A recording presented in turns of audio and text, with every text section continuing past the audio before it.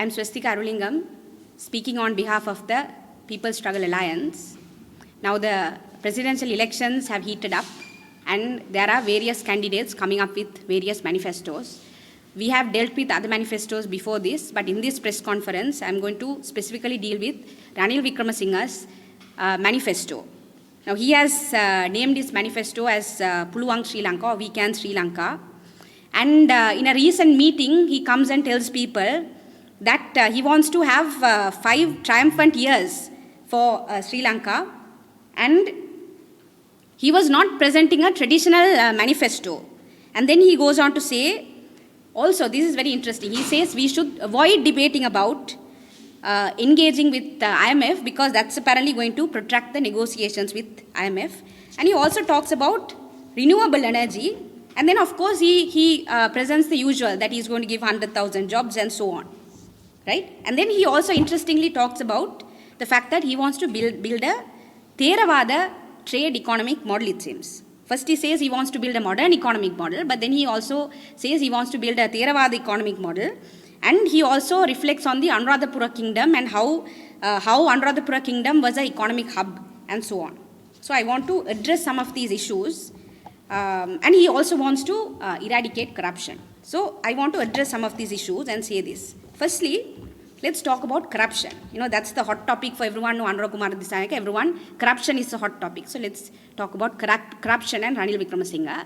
Just to state the obvious, that Ranil Wickremesinghe is today the president because he is backed up by Sri Lanka Podujana Peramuna, the Rajapaksas. Right? Rajapaksas are synonym, or Rajapaksas are well known for stealing, for borrowing and then stealing people's money and then bringing this country to a state of bankruptcy. So Ranil Wickremesinghe is backed up by the Rajapaksas, and that's the only reason he is the president of this country today. And then he is saying, to date there is no cases against the Rajapaksas. Even the cases which were filed are now getting dismissed. So to date there is no case or no cases being filed or no investigations being done against the Rajapaksas. But he is telling us, if you elect me as the next president, I am going to eradicate corruption. So if you are going to believe this, then I don't know what to say about us. The other thing is talks about alternative energy. Now it sounds very, progressive when he says I'm going to promote alternative energy. I will give you a very concrete example how Ranil Wickremesinghe is promoting alternative energy. You remember that Ranil Wickremesinghe has entered into a deal with the Adani multinational corporation. Adani, by the way, is well known for corruption and fraud, and that is what the Adani multinational company is known for, and the environmental destruction which they have been doing in India. That's what they are known for. But they are coming to Mannar district and they are going to build a wind energy plant, it seems, wind energy farm, it seems. And this is Ranil Wickremesinghe's alternative energy proposals. Mind you, 1,500 acres have been given to the Adani Corporation. 1,500 acres in Mannar have been given to the Adani Corporation. Fishers are going to be dispossessed of lands. People of Mannar are going to be dispossessed of land. People are going to be running around not knowing what to do because their lands are being taken away. But none of that matters because we are going to get wind energy, we are going to get renewable energy sources. So once again, when we speak about alternative energy sources, we must also ask, where is this alternative energy source coming from? If it's coming from a multinational, corporate, fraudulent company like Adani, is that the kind of alternative energy we are looking for? Is a question which we have to ask. Then he comes and says, he wants to build an economy like the Anuradhapura kingdom. Right? He wants to build an economy like the Anuradhapura kingdom, and he wants to build a Theravada trade economic model. Now Mahinda Rajapaksa talks about Polanaruwa, Ranil Wickremesinghe talks about Anuradhapura. What is really, really amusing is that on the one hand they imagine building an Anuradhapura kingdom type of economy, but on the other hand they want to go to IMF and the international sovereign markets and so on. But one of the salient features of the IMF model is that you break the sovereignty, you break the economic sovereignty, you break the food sustainability, you break the food sufficiency in a country and make a country entirely dependent on Western countries and on the West. That is the model which IMF have been proposing. But on the one hand, he does not want to reopen negotiation because that will protract the negotiation with the IMF. But on the other hand, he also imagines this Anuradhapura model where we had food sufficiency. In Polonnaruwa, we did have food sufficiency. But here, Ranil Wickremesinghe is completely breaking down the economic sovereignty of a country.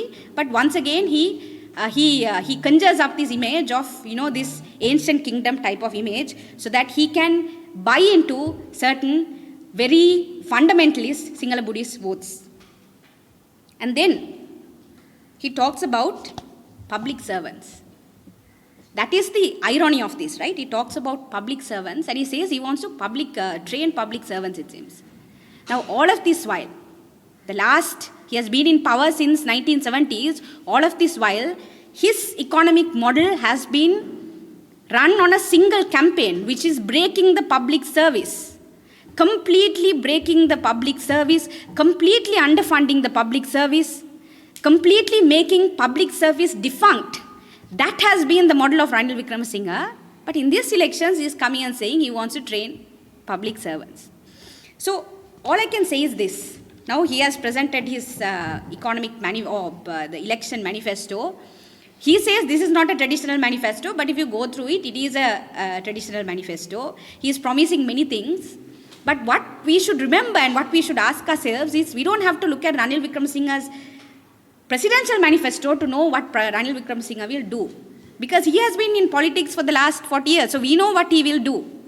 So I ask people, please do not be fooled by what candidates, whether Ranil Wickremesinghe, whether Sajith Premadasa, whether Anura Kumara Dissanayake, these people were in parliament when the country went into an economic crisis. These people were in parliament and did not even vote against the economic transformation bill, which is basically going to break Sri Lanka into economic zones and then sold off to private companies. None of them, not Ranil Wickremesinghe, not Sajith Premadasa, not Anura Kumara Dissanayake, voted against the economic transformation bill. We should remember that when we go to the presidential elections. We have put forward a candidate, Nuwan Bopage, under the umbrella symbol. He has campaigned on behalf of working people. He has stood with the rights of minorities. When no one was speaking on behalf of the Muslim community soon after the Easter Sunday attacks, Nuwan Bopage did cases for people so that they can be freed from arbitrary arrest under the Prevention of Terrorism Act. When no one was speaking on behalf of plantation workers, he stood with the 1,000 wage campaign. When no one was speaking on behalf of political prisoners of the Tamil people, he appeared for cases on behalf of Tamil detainees. That is the history of Nuwan Bopage. So we have put forward a conscious, honest candidate. You have to decide whether you want to bring an honest politician and an honest political candidate into power, or you want to once again vote for dishonest, corrupt politicians who have brought this country into a state of bankruptcy. The decision is yours in this presidential election. Thank you.